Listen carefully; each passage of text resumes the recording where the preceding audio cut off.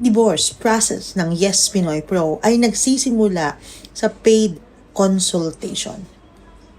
Doon, i-assess ang inyong mga situation. Ano ba ang problema?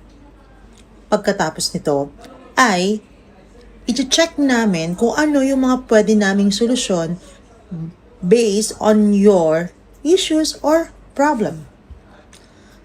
Dito namin malalaman kung magkano ang magiging pricing ng inyong divorce. Isa-isa na ina-evaluate ang bawat isang problem. This way, mas madali nating mapag-uusapan ang pricing ng divorce.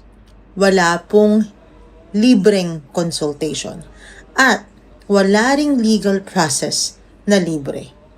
Yan po ay talagang may bayad at may tamang proseso.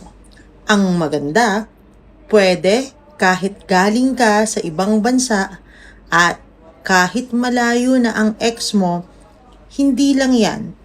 Kayang-kayang i-process ni Yes Pinoy Pro kahit nasa ang sulok ka man ng mundo. Magpabook na po kayo ng consultation dito sa Yes Pinoy Pro. Yes, Pinoy Pro, making dreams come true. Yes, Pinoy Pro, we are here for you. Yes, Pinoy Pro, solutions align. Yes, Pinoy Pro, you know you shine. Yes, Pinoy Pro, tunay at totoo.